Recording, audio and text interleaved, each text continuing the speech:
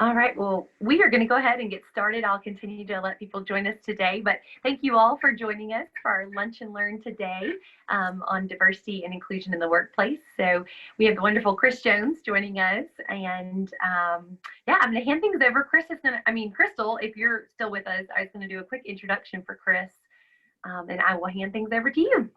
Great. Good morning, everyone. Thank you so much for joining us today. I've got the pleasure of introducing fellow JMU alum, Christopher Jones, who currently sits on Harrisonburg City Council after serving as mayor. And he's also on the Harrisonburg-Rockingham Board of Directors, their Chamber of Commerce Board of Directors, and works very closely as the chair, I believe, of the Diversity Business Council, if I got that right, for that chamber, just up 81. So we are happy to have him with us today and taking some time out of his day virtually to join us and talk to us about diversity and inclusion in business. So I will hand it over to you. All right. Well, thank you so much, Crystal. It's always good to be with a fellow Duke and great to be with fellow businessmen and businesswomen and nonprofit organizations. I count it an honor to be able to participate with the NAACP, as well as all of you that are making up the Lexington-Rockbridge area. So thank you so much for the opportunity. I would like to, I think that the call for those that were on a little earlier heard us. I'd like to let Frank Unken speak just really quickly from our chamber, and he can even he can give you a sneak peek about what we've been working on the last 2 years with our Diversity Business Council. Frank, are you there? And if we can unmute him, you could say hi on behalf of our chamber here in Harrisonburg and Rockingham. I don't see him. I've tried to give him a call. Oh, we thought that was his number that popped up. Is that him, the 540-460-6661? Yeah, Maybe. Oh, no, that's not him. Okay. Not him. That's right. No We'll let problem. him talk at the end. That would be fine. That'd be fine. No problem. So, well, I actually lead the Diversity Business Council in Harrisonburg. So I can give you that background. So over the last 2 years, in fact, it was when I was campaigning in 2018, I was in our board of directors meeting, and we were having a conversation. And I realized that we were going through the various councils throughout the chamber. And I realized that our Diversity Business Council had not been meeting for some time. And after further conversation with our CEO and the current, chairman, president at the time, and talking, we talked about the history of how our business council had kind of dissolved, if you will, or became stagnant. And what happened, we noticed that there were conversations about various political issues, such as maybe immigration or other just hot topics at the time that came out of that council, right? Or it started to be assembled about like-minded individuals and by like-minded individuals. And so we noticed that it became Black and brown people who owned restaurants. That started to become who was in the Diversity Business Council. And then we noticed that at some point it just fizzled away. And so 2 years ago, it was actually almost exactly 2 years ago, actually, because we have our meetings at the end of the month. And so in 2018, I was campaigning, and in conversations with our board of directors, I said, hey, how about we get it going again? But this time, let's focus on pure business. Let's focus on helping those that fall in the protected classes. Let's not make it about politics. Let's make it all about people. And so over the last 2 years, we've built a great team of individuals who have focused on the importance of diversity in business. A lot of times, folks get distracted by politics, by social justice, when they start to morph diversity, equity, and inclusion into business and then into nonprofits. Now, in the nonprofits, they have specific missions, so I can understand that. For example, the NAACP initial mission is to advance people of color, right? That makes sense. And to advance women as well, because it was founded with a variety of women and people of color as well. So that goes without saying. However, the greater opportunity when it comes to the business platform is in working with an NAACP, for example, when you're recruiting and things of that nature. But I digress. The goal, I believe, for any chamber, for any municipality, for any governing body, it should be to make it as inclusive as possible, but focusing on those protected classes, because in doing so, you will naturally be able to navigate around any of the political hot buttons and landmines that are out there. Also, you'll be able to educate, and that's the big one. And so the first year that I found very important was we did a lot of educating. We educated people on ageism. We had educated people about veterans in the workplace, right? We didn't just talk about race. We talked about race because race is extremely important. It's part of the development and fundamental principles of how we founded our country, right? So we know that's important. But we didn't just focus on race. We focused on women in positions of power and hearing from women in the workplace, right? We went through all those protected classes. I learned new language myself. For example, people with varying abilities, right? I've practiced over the last 2 years to try my best to not use the word disability, but rather varying physical abilities, right? Or varying abilities, period. Because we all have varying abilities, right? Whether you look at them as physical or mental hindrances when it comes to learning or navigating in the world, we know that we all have varying abilities. And so we've got to navigate that and work with that. And so building a relationship with the Department of Aging Rehabilitative Services, DARS, has been a great education piece for us. And so having a member of DARS as a part of the Diversity Business Council has really strengthened our organization and helped us to move forward as well. In addition, working with veterans in the workplace, because of issues and things that have come up when it comes to acclimating individuals when they have either retired, been honorably or dishonorably discharged, and or feeling effects of PTSD, for example.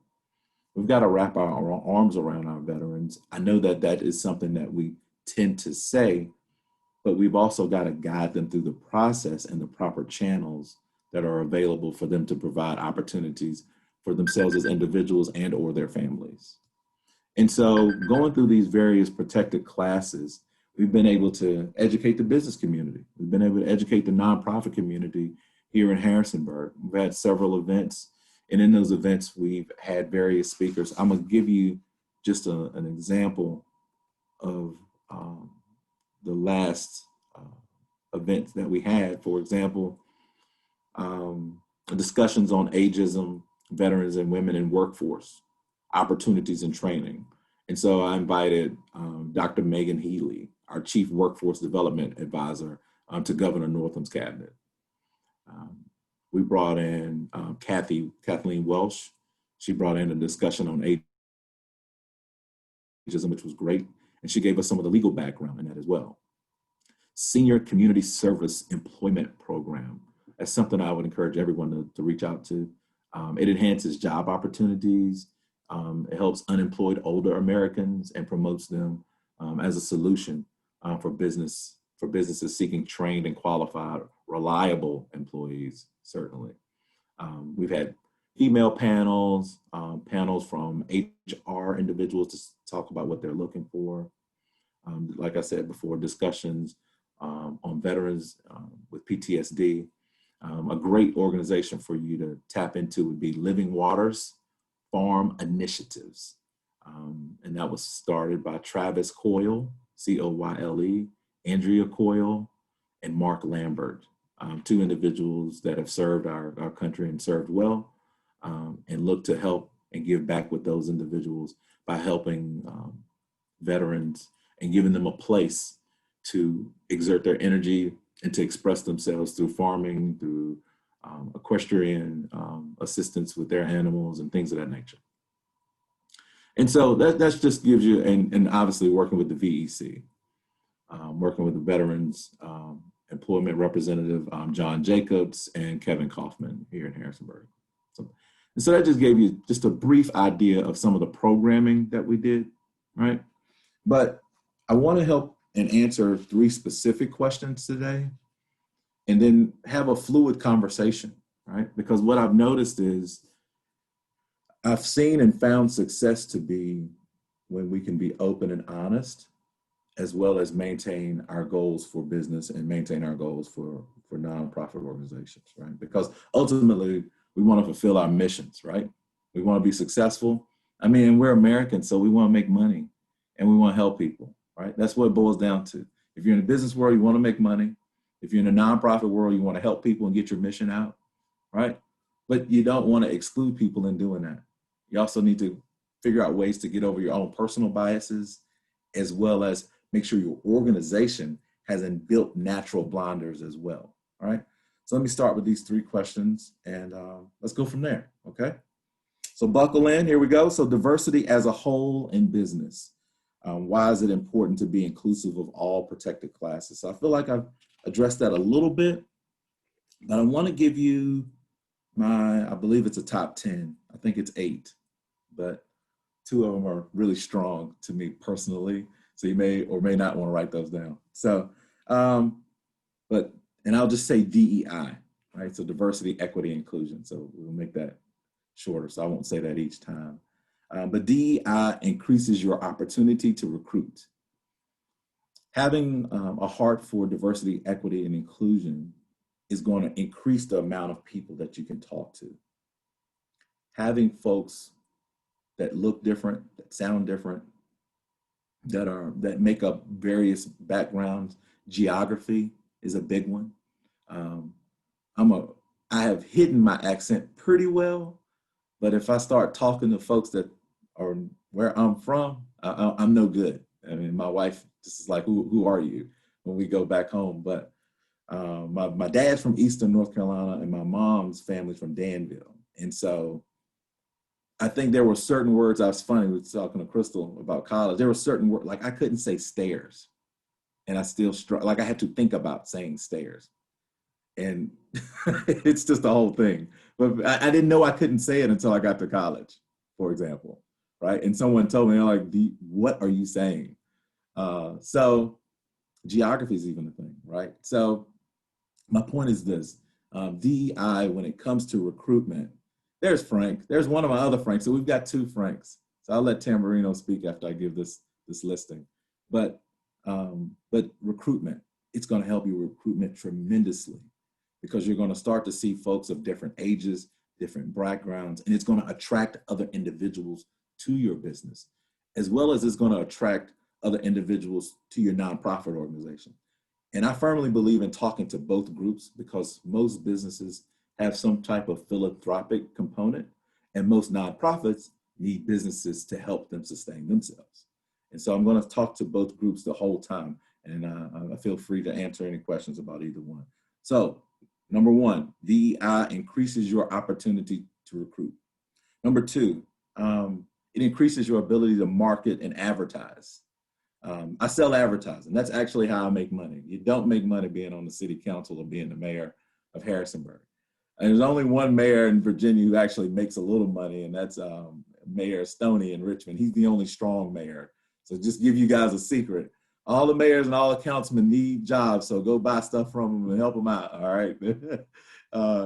It's darn near volunteer free, I can tell you that. So I sell marketing, I sell advertising, I work at WHSV, the local television stations, I sell digital media and things of that nature. So trust me in this recruitment piece and really trust me in this marketing and advertising piece. Diversity, equity, and inclusion is going to help you to market and advertise. You'd be surprised the number of businesses that have to ask me, Chris, can you find Black and brown people to be in my ads? Can you find women to be in my ads?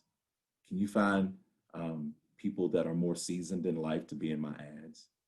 It's a real thing because they don't have those representatives either working for them or patroning their business or volunteering for them if it's a nonprofit. So again, DEI is going to help you to market and advertise genuinely and effectively. And it's free advertising because people go where they see themselves. People go where they feel comfortable. I would not be on this call if Crystal didn't ask me to, for example, because that's not just because she's my friend, but her being a Duke means I got to sign up, right? Now she's my friend, so I'm really going to do it. So I just said yes before I even knew what I was doing. But she's a Duke. I mirror myself. You know, we were in the same friend group, so that all helps. But I see that mirror, it instantly makes me want to respond. It's the same thing. And we all are like that, right? That's just a very natural thing. But when you start to open it up to DEI, when you start to open it up to diversity, equity, and inclusion, your marketing and advertising, it reaches out tremendously because it builds good conversations about you. You're not going to typically find any negative conversations about people being more inclusive, more diverse, and seeking to find equity for all of its members and partners. You're just not going to have negative conversations about that, right? So number one, recruit. DEI helps your opportunity to recruit. DEI increases your opportunity to market and advertise. Number three, DEI increases your opportunity to profit. So that's why we're here, right? So economic development, we got to make money for our families. We got to make money for our bosses and ultimately for ourselves, right? Even if we own our own business, we want to see some profit by the end of the year. The marketing piece falls right into the profit piece. The more people you can talk to, the more people you can advertise to, the easier it is for you to be able to make those gains, right? That's going to be extremely important because for so long, we have naturally excluded people. We've naturally excluded people, whether it's women in positions of power, whether it's assuming Black people do this and white people do this, whether it's assuming that people with varying abilities can and cannot do X, Y, and Z, right? We don't open ourselves to the possibilities all the time that we could and should as business owners and as nonprofits. And so we miss out. So we miss out on volunteers as nonprofits because we're not, I've just met the NAACP here, so I'm just picking on you for a second, but is the NAACP recruiting just as many white folks as it is Black and brown people? You have to ask yourself these things, right? You have to ask yourself, are we working as hard as we can for the entire community and reaching out to the entire community, even for volunteers? Because we can get more done that way. And that was just me picking on you because you're on the call. I don't know exactly what you're doing, but that's my point. I want to give you the nonprofit example first. From a for-profit example, I think it goes without saying, diversity, equity, and inclusion, it's going to create those good stories, but then people will feel comfortable telling those stories for you. And even though I sell advertising, I still can't beat word of mouth. Now I can support it with the advertising and marketing that I sell, and it should be, because you won't get enough through just word of mouth alone. And you also need a larger megaphone. So when you build those naturally good stories, it's easy for your media and your advertising to then be a megaphone for you to shout those stories. And when you're able to do that, you're able to make profit, because that's the name of the game. You need to have more door swings, more clicks, right? More conversations so that you can sell more of X, Y, and Z good. And so let's keep that in mind. DEI increases your opportunity to profit. I love this one, next one. DEI increases your opportunity to be philanthropic, okay? You're able to diversify your giving. The more folks that you can help, the more folks that you can give, again, not only does it build these positive stories, it gives you natural news media, something that we all want, something that we're always looking for, but we don't put the two together. The more folks in your community that you're helping for free, the more people that you're sowing into and giving into, it's going to create a media storm for you in a positive way like none other, right? It's going to create that word of mouth for you like none other. And instead of just sewing into the same thing all the time, let's start trying to think about diversifying that and including other folks in that. And also going back, right? We don't have to just live in a cancel culture or an apologist culture where we feel bad for everything that our great grandparents ever did. But what we can do is create a better place, right? What we can do is build a world, excuse me, but what we can do is build a world through giving, right? And we can build a better place and build more bridges that way. And what's going to come back across that bridge that you build philanthropically, even though you don't do it for the gain, you're going to get profit from it. It's what's going to ultimately happen. So I don't want us to lose sight of that. So DEI increases your opportunity to be philanthropic. I think that goes without saying. I've stressed this one as we've went through it, but DEI will grow local nonprofits as well, right? So I think I've elaborated on that one enough. I think that's natural because as we strengthen our workforce and as we have a variety of people having various conversations at work, pointing out our blind spots, seeing where we can give, it naturally will transcend into the nonprofit world as well, right? And so we will be able to find more opportunities. Like one of the great things we do around this area, which I think a lot of people in the Shenandoah Valley participate in, is like the K9 for Warriors races. And in those events, we got folks from all walks of life coming together, right? And putting our arms around veterans and raising money for that organization. But that's an opportunity that builds teamwork. It builds such great camaraderie, whether it's within a nonprofit group that has a team, or whether it's within a business that has a team. And so finding those opportunities, you wouldn't find out about that, but you'll find out about that more quickly and more honestly if you have veterans on your workforce and veterans as a part of your staff, for example. You'll know about the business perspective about the social issues that have been happening in the African-American community if you have African-Americans that you work with, right? You will understand the complexities of motherhood and leadership and being a wife or partner if you have women in positions of power. That's just what it boils down to. Once we look, in 2013, I was not an elected resident at that time. Myself and a couple different organizations, we looked at the stats, and even though the city of Harrisonburg was 17, 18% Hispanic, the amount of workers within the city staff was like 9%. It's horrible. It was like 92 or 95% white, like 90% white, something like that. It was like an abnormally high number. There were 0%, I think, people of color in leadership positions, and 0 women in leadership positions, or maybe like 1. I think it was like 1 at the time. So that's something we wrote a new diversity hiring policy.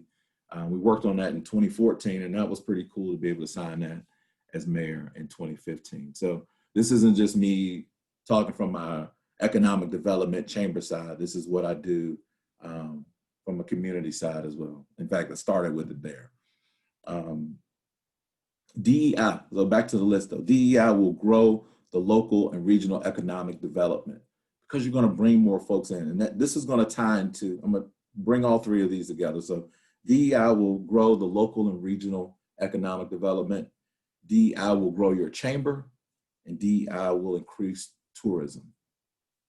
If you've been listening to anything I've said the last 20 minutes, I hope you can put all 3 of those together. But it's going to attract people. I tell my wife all the time, I'll be very blunt with you. I like it when I go to Atlanta because I'm able to go to Black restaurants, Black-owned restaurants, and things that are propped up, right? That are attractive to me, because that's not always the case in places that I visit. And there's an aggressive, positive way to do that. I also notice when I go to California, when I go to various communities in California, it's the same thing. So when you visit other places, you'll notice that they'll enhance and embrace the cultures of the people that are there. And because we have such a variety of people in the Shenandoah Valley, we really do, why not embrace everybody that's here and promote it? It's only going to bring in more tourism.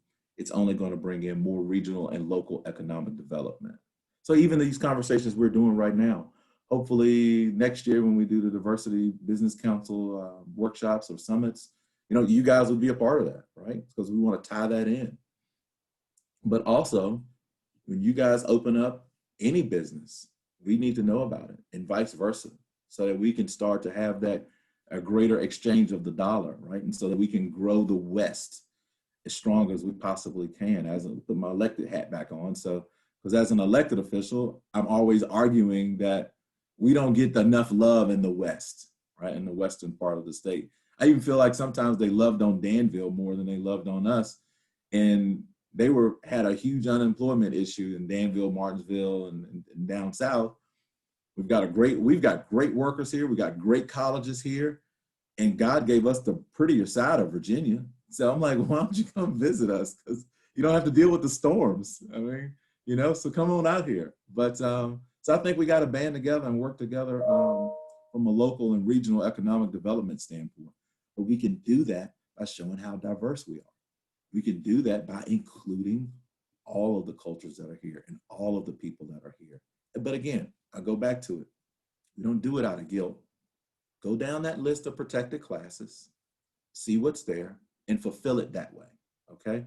But you don't do it out of guilt. You can't fix the past, but you can create the now and you can build a new future, right? So these are my last two. Diversity will help diversify your audience and help you sustain and maintain your business. We've all been in the pandemic, right? We've all been dealing with COVID-19 and the effects of it. I'm sure if we all closed our eyes and thought about what we could have done had we known this was going to happen, sustainability would be the first thing that would pop to our heads, right? Save more money, have more things, right? Not have as much spoilage and waste, but most importantly, be prepared to move, whether it was the social reckoning that was happening because of race over the summer, or whether it was the huge health focus that impacted the economy in the spring. But either way, diversity, equity, inclusion, if that's a fundamental part of your backbone of your business, you would have been able to maintain in a stronger way because the pandemic affected different people at different points. It affected different cultures and classes at different points.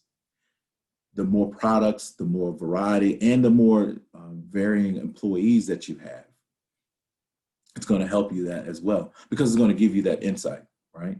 And you'll have an inside man, if you will, or inside woman, and you'll also have what? You'll have a plan, right? A genuine plan and a genuine insight on how to prepare and how to respond. So diversity, equity, inclusion is going to help you to sustain and maintain your business. And then this last one is from my grandmother. So she always said, if you do right, right will follow you. And that's probably, to me, the best one of all of these things, because it's the right thing to do. People talk about the golden rule.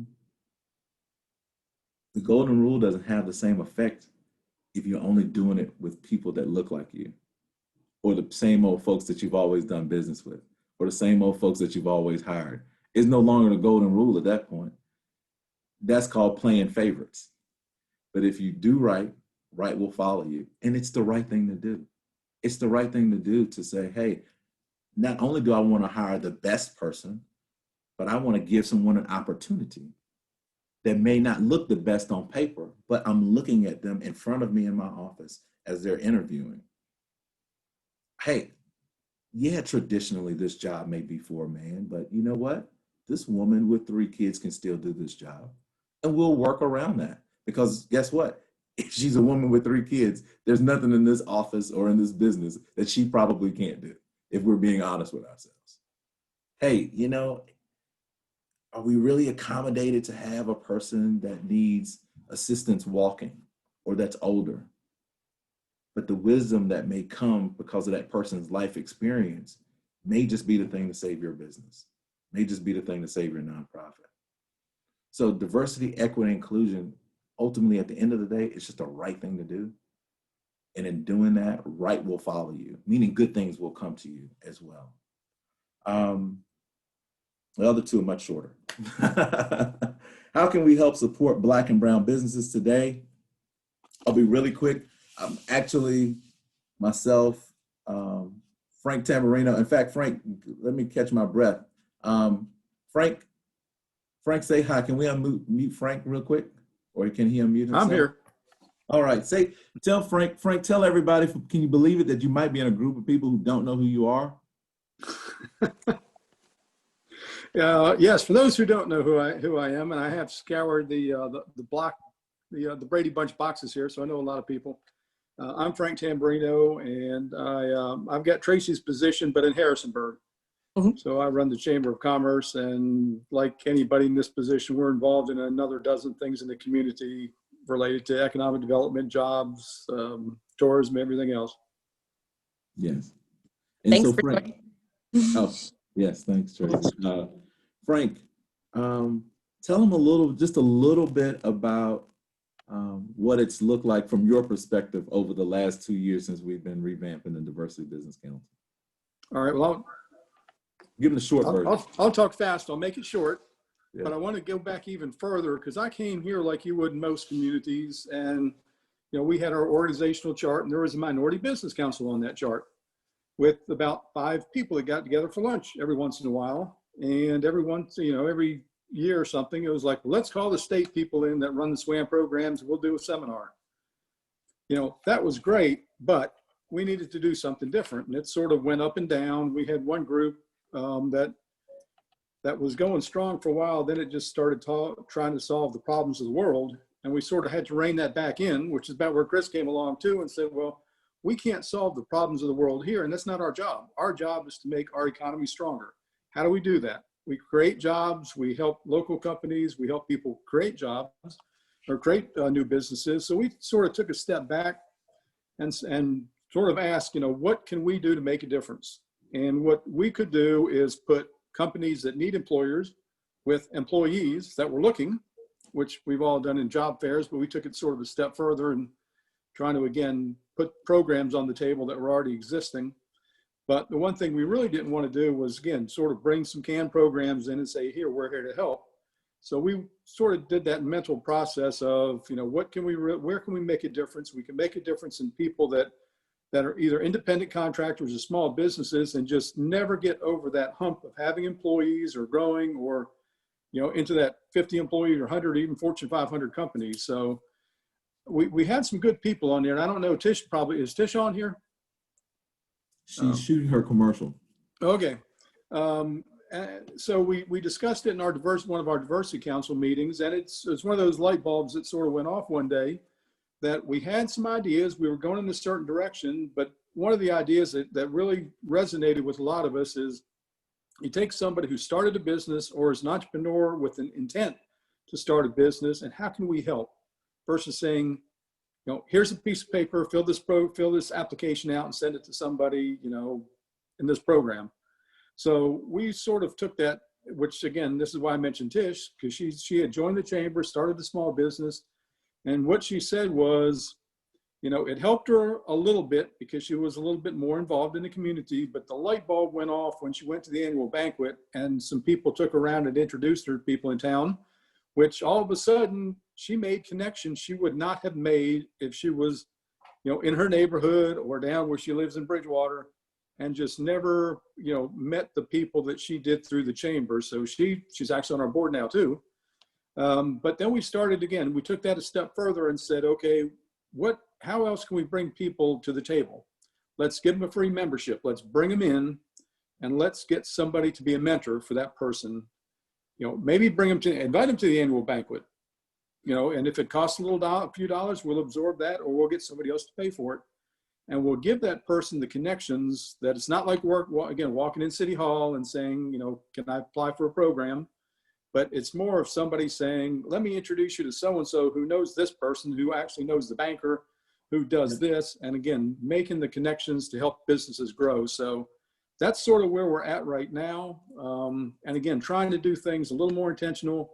So I hate to give free advice, but don't take any canned programs from another community.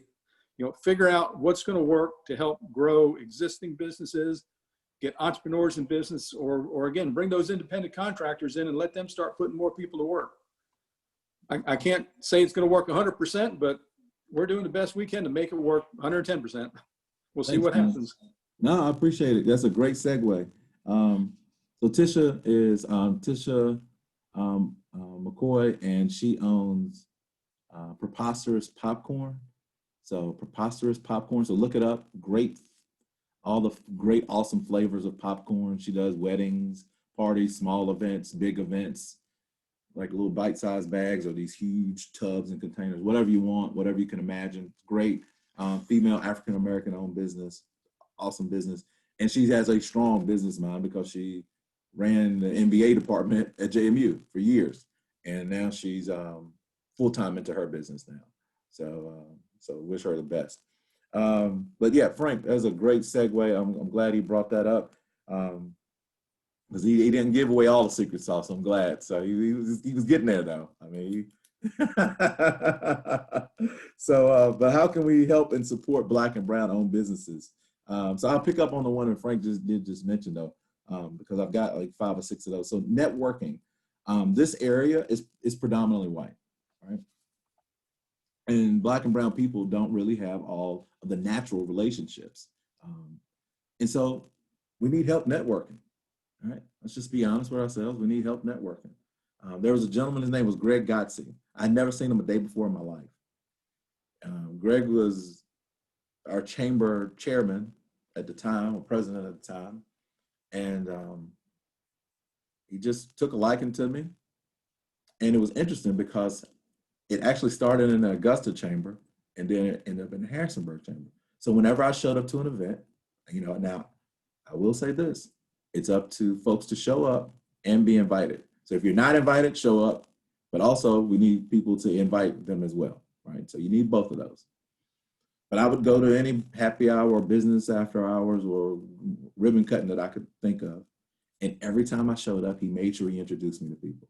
And the man didn't know me from Adam, okay? And it's funny because I can't point to even, in my mind, I wish I could remember when I met him, but he just always introduced me to people and made me comfortable in the room. This is well before I was ever elected. This is well before I even had a lot of clients and was working in the area. So it looks like Ann Herring went to Virginia Tech. My brother's a Hokie as well. You people are crazy.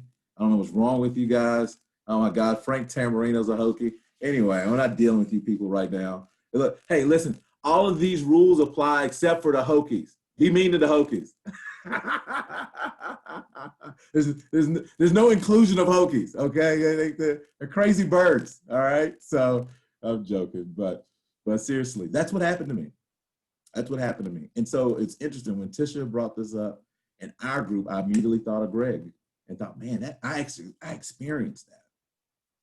We got to give that to other people, regardless of race, regardless of religion. I know that there can be boundaries when it comes to gender sometimes.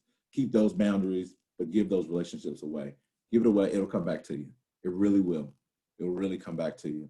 And it's funny because then after getting elected, I've been a part of and had to do business with Greg since then on that side of things. So it's just interesting when you start a relationship, you never know where it's going to end up, right? You just never know where it's going to end up. As well as, and as the elected official for Harrisonburg, I'm the chamber director, right, for the city council. And so who did I used to sit beside? Greg, because he was the guy I knew in the room, right, from 8 or 9 years ago. So networking is huge. You guys have got to reach out around Black and Brown people. You got to reach around those that are white and make up other races and nationalities. We basically all have to help each other with networking, okay? And be intentional about it, right? Conscientiously go find other people that are different ages than you, that are different than you, and bring those folks to events, partner up with them. So the networking piece is huge. Don't just stop at networking. Mentor. Teach them what you know. And if you don't know it and you know that they need help with something, or you see a stumbling block somewhere, partner them up with somebody that can help them. Help them be educated. Help them to know more, whether it comes to the finances or the back end of their business, or whether it's the front facing side of their business. If you see blind spots or things that they may have missed, tell them, help them. We do know, and it's undeniable, that there are generational gaps based off of how our country was founded and how the country was initially built. In fact, regardless of who you are, because all of us got here in different ways and all of us came here at different time periods. So it's not like we can all say, oh, we were all here at the same time and all got an even playing field. Well, that's crazy.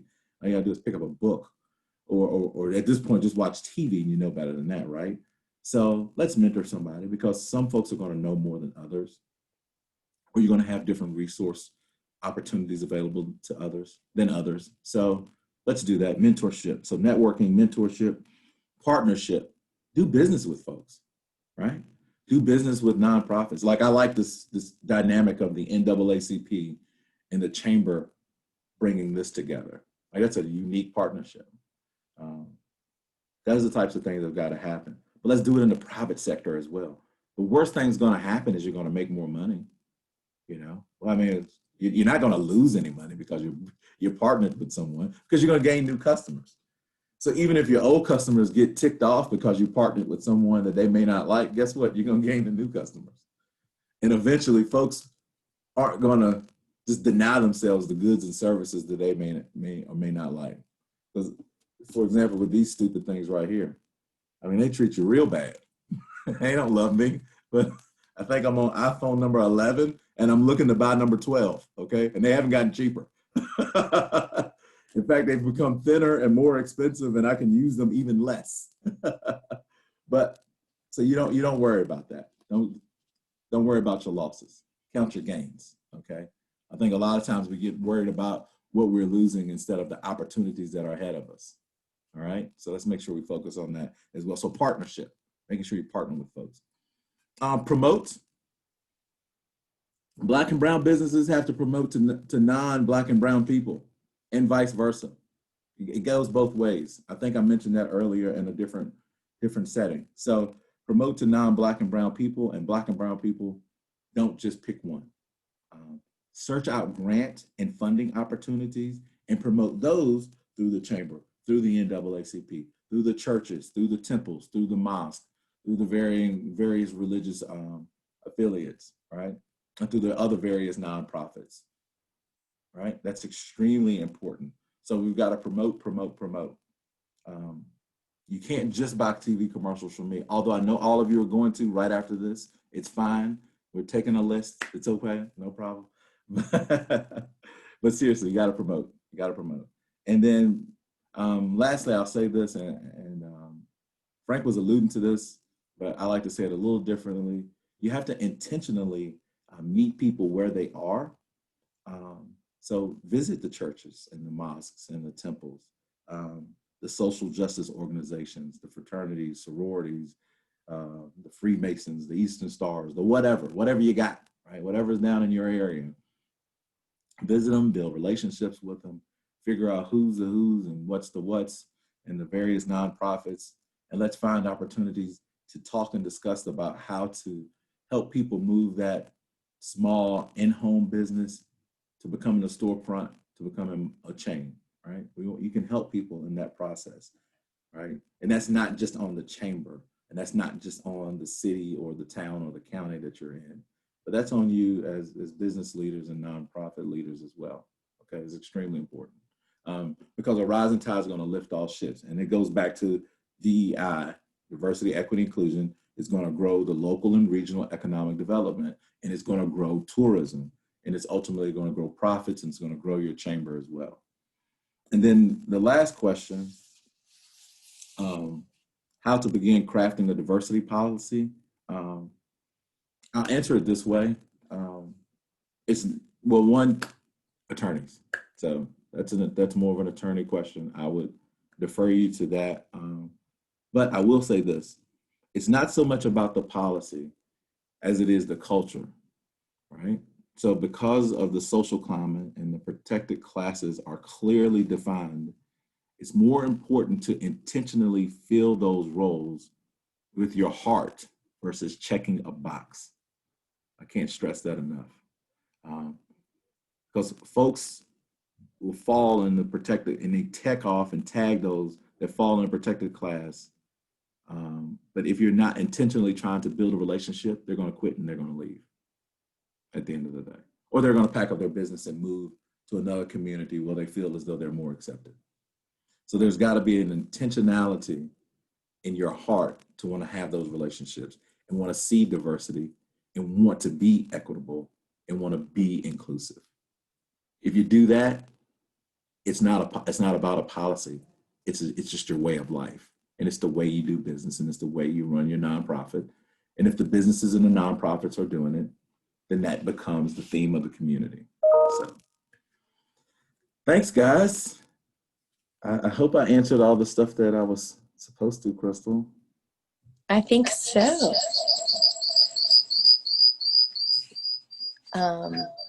Sorry, y'all, I'm having some feedback here.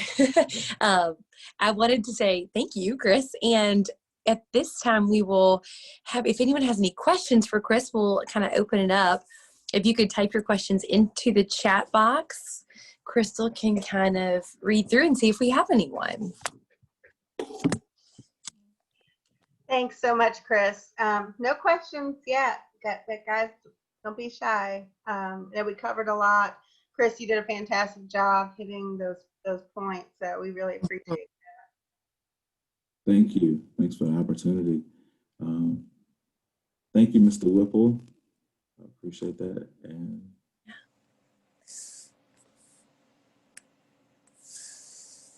yeah. Also, thank you. You guys don't have any questions? You did a really good job. It was very informative. I loved the topics. Okay. We did have one question pop up. Good. From Anna. How do we identify individuals interested in starting a business? So I think that's a good one. How do you identify those folks? That's where when I was saying to meet people where they are. Who asked that question? I'm just curious if I can address it. Anna. Oh, hey, how are you? So I think it starts with meeting people where they are, as well as we have some intentionality to have maybe some type of, for lack of better words, a cattle call. Where you can work with the two folks that are here today. That's probably the perfect next thing for you guys to do, is have a cattle call asking for Black and brown businesses that want to create a storefront or create an online presence that's intentional, asking those folks to come here, and or reaching out to businesses in Harrisonburg and Rockingham County and saying, or Augusta County, saying, hey, would you like a storefront here? We have property here in the Lexington area. That's what I mean by meeting people where they are and being positively aggressive, right? And so if we can have that intentionality, we can go from there. But also paying attention to those communities, because if you pay attention to those communities, you'll find out who the really good baker is, right? You'll find out who the person is that's a really good stylist or cosmetologist. You'll find out all these different characteristics that people have that you don't necessarily know that they have, or photographer or things of that nature. Businesses. Chris, go ahead, Frank. Oh, are you done? I was just gonna add one thing. One thing we could talk about intentionality is we looked for our list of small, well, basically minority businesses, Black and brown businesses, because that's who we're trying to help. It's not a big list, but if you look at how many people are actually in business, it's probably 100 times what you will see on a list somewhere. So we've been going out asking people, refer us to somebody else, tell me who does this. Because again, there's a lot of independent contractors out there that show up in the US Census, well, the census, economic census, as businesses. We have no idea who they are. So that's sort of a simple thing, and there's no template for that. So we're out there trying to build a list, and it is interesting. Again, the challenge is interesting, but it's worthwhile because we're finding out about people. And again, it's ones like Chris mentioned, that we really need to reach out who can introduce us to somebody else who brings something to the table. So that's something you're just going to have to roll up your sleeves and do. And that's, like I said, we're working on that now. And I don't know the answer or the output yet, but it needs to be done. Yeah, in fact, to that point, that list, I guess we've been working on it since April or May. And to be honest with you guys, so you'll know, it's actually a Google Doc, because so we can all jump in and add them as quick as we find out about them. Okay, we haven't really formally printed it anywhere because we keep adding them because there's so many out there.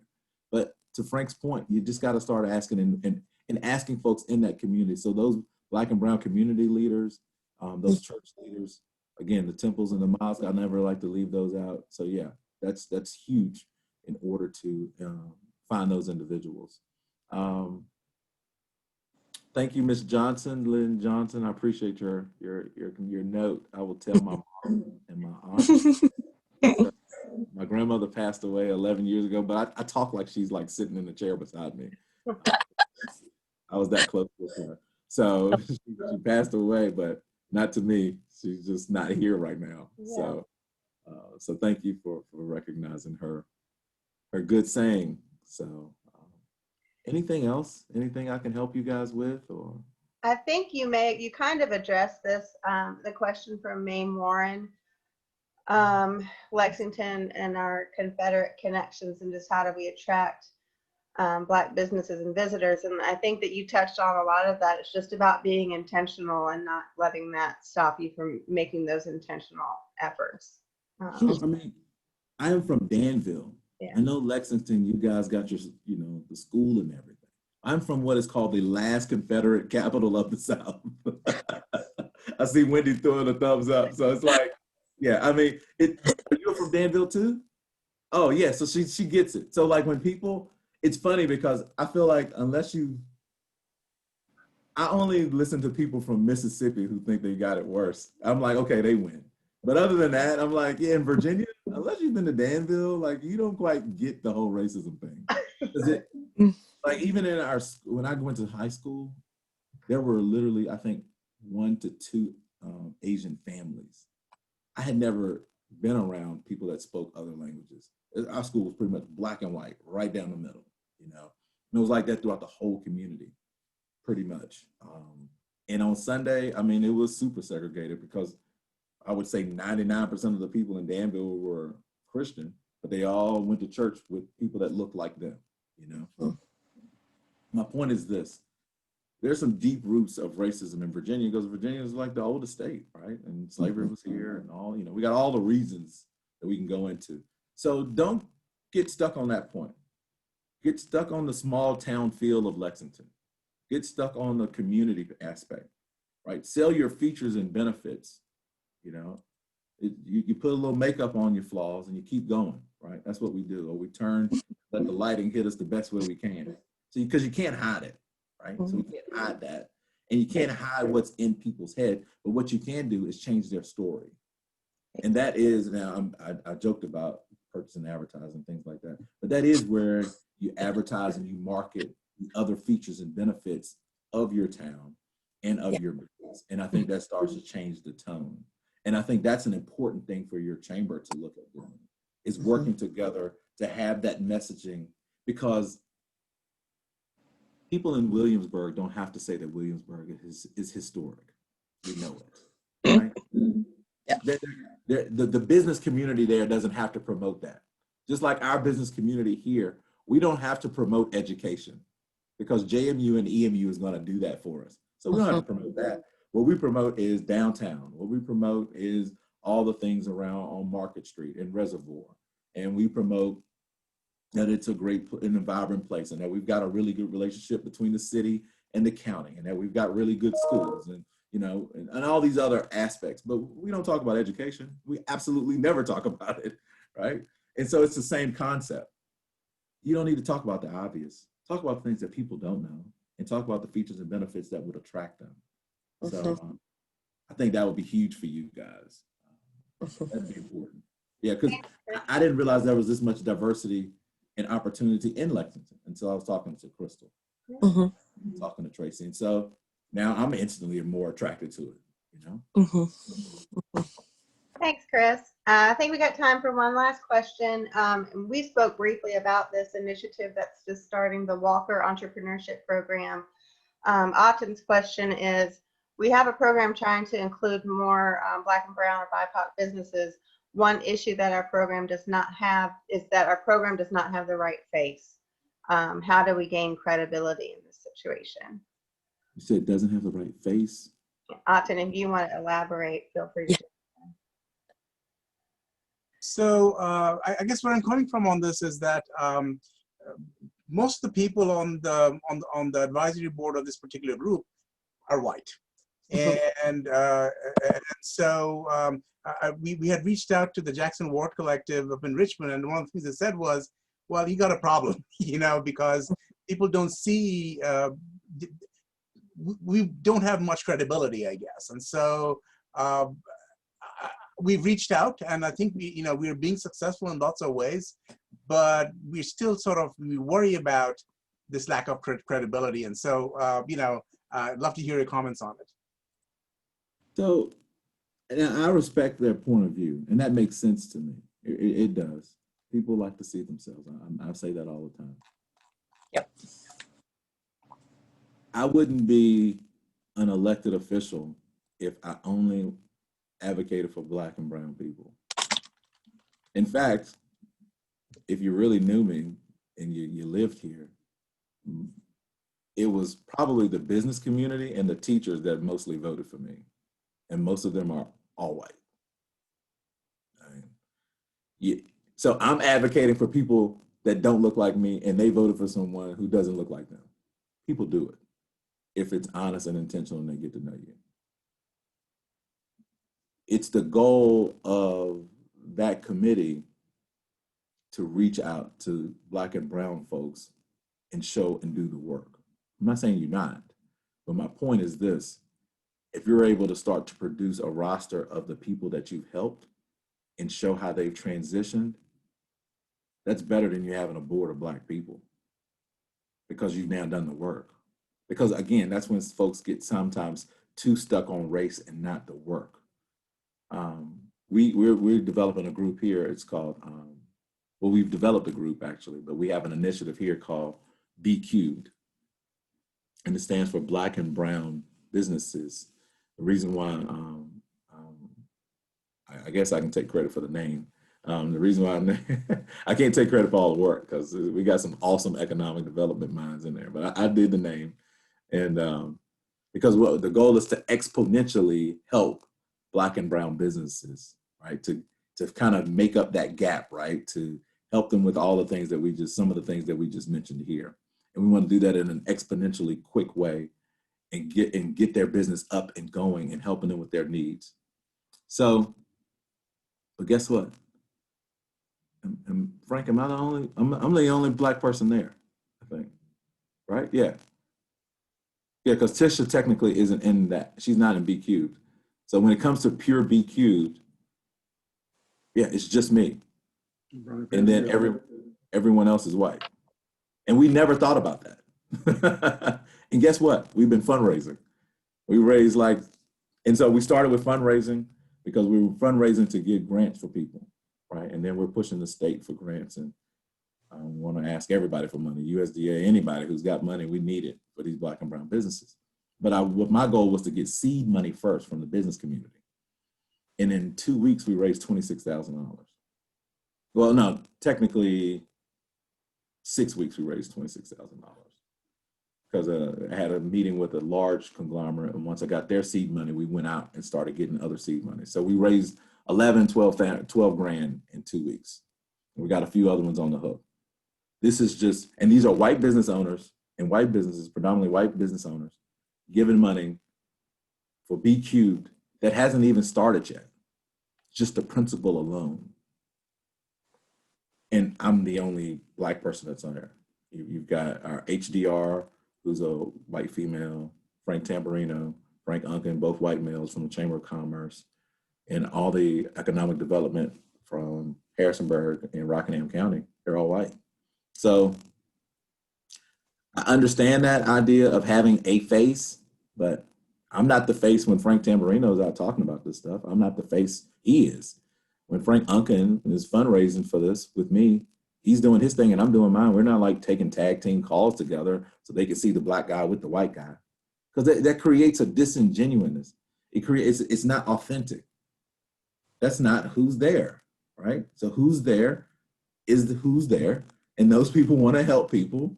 So put your arms around them and help them and let it grow naturally and authentically. Because people see through it if you just hired somebody because they're black. People see through it if you just promoted someone because you're a woman. People see through it because if you just hired someone because they're a veteran, right?